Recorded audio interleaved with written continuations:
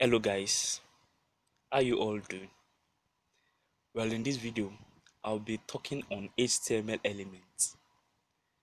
Now, in the previous videos in this channel, I've explained and I've talked about opening tag and closing tag. Well, an HTML element is usually composed of a start tag, element content, and an end tag. This is an example.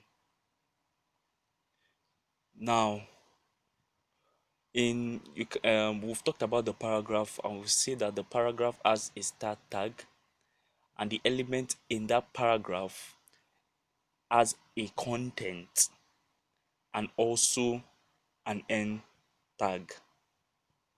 Now, also h1 to h6, they both have start tag and an end tag.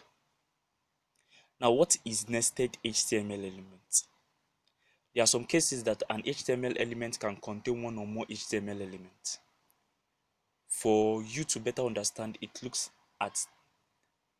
look at the example code below. Now, this is how a nested HTML element is.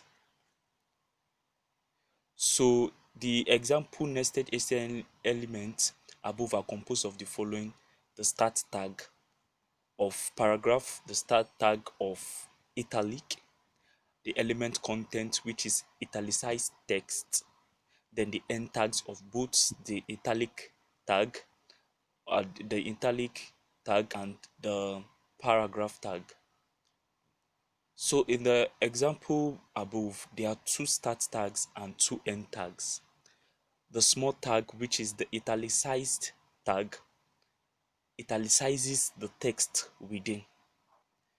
Now, we've talked about tags having a start tag and an end tag. Well, there are other elements which have just an end tag, or which have a start tag without an end tag.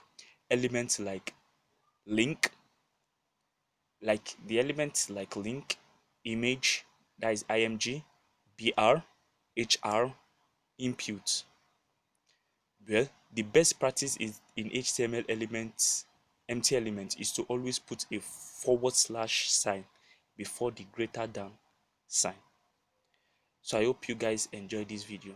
Please, if you do, leave a thumbs up and subscribe to this channel for more content like this. Have a great day, guys, and I'll see you in the next video.